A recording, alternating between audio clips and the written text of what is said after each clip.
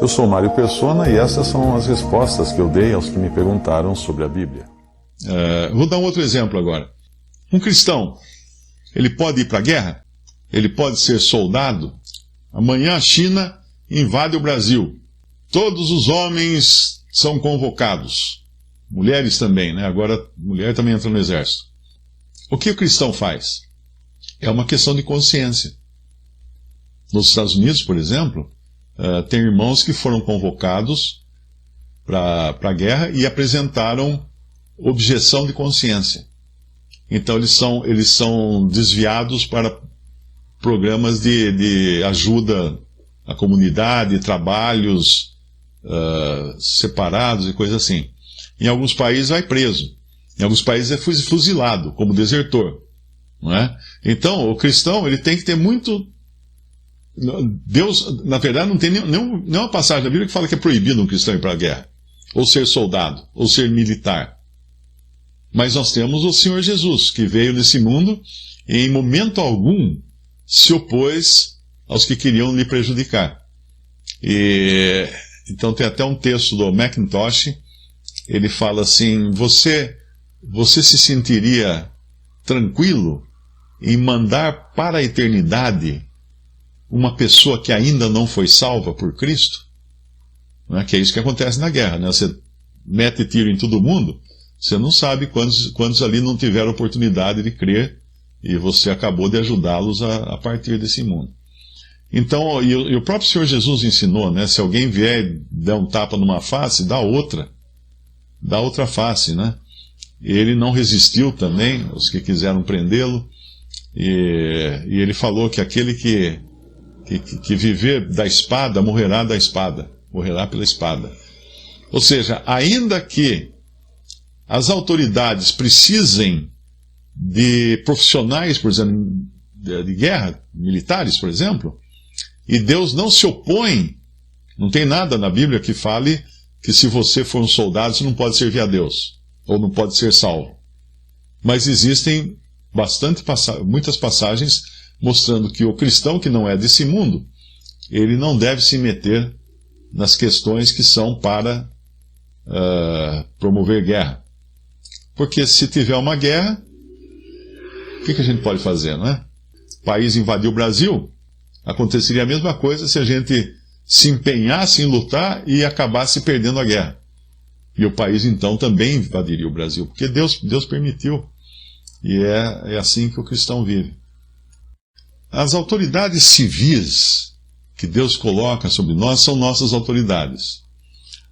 Autoridades eclesiásticas, biblicamente falando, por exemplo, numa assembleia, existem os irmãos que atuam como bispos ou anciãos ou presbíteros, que são a mesma coisa, né?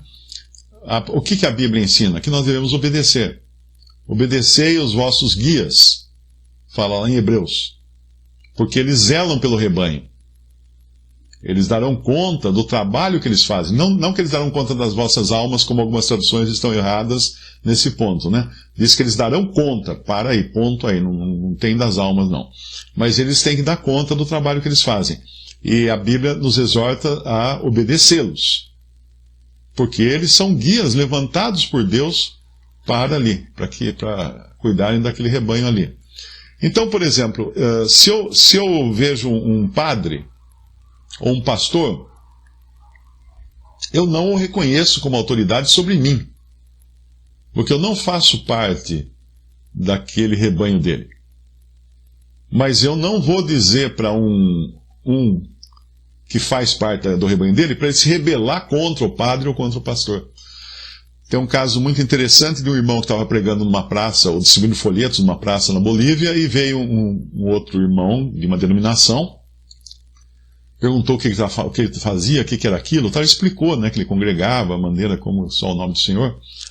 Vamos lá na minha igreja, na igreja que eu vou, para você falar isso. Não, de jeito nenhum. Como muita gente me convida, né? Essa semana mesmo, um pastor aí queria me convidar para ir na igreja dele falar. Não falo na igreja falar. Aí esse irmão falou assim, então, mas na minha casa você vai? Eu chamo uns irmãos lá para você explicar. Na sua casa eu vou, né? Aí ele foi lá à noite na casa desse irmão. Quando ele chegou lá, estava praticamente toda a congregação lá, inclusive o pastor. Aí o irmão falou: irmão, fala para eles aqui o que você me disse lá na praça. Ele falou: não. Vocês não têm um pastor? Peça para ele explicar para vocês. Não, mas eu queria que você falasse. Não. Ele é o pastor, vocês reconhecem como pastor? Ele fala. Porque ali tinha um que era autoridade sobre aquele grupo. Aí no fim o próprio pastor falou: não, eu quero mesmo ouvir o que você tem para falar. Por favor. Aí ele pegou e falou. Ele falou e formou uma assembleia de irmãos reunidos no nome do Senhor naquela cidade, porque muitos acabaram saindo da...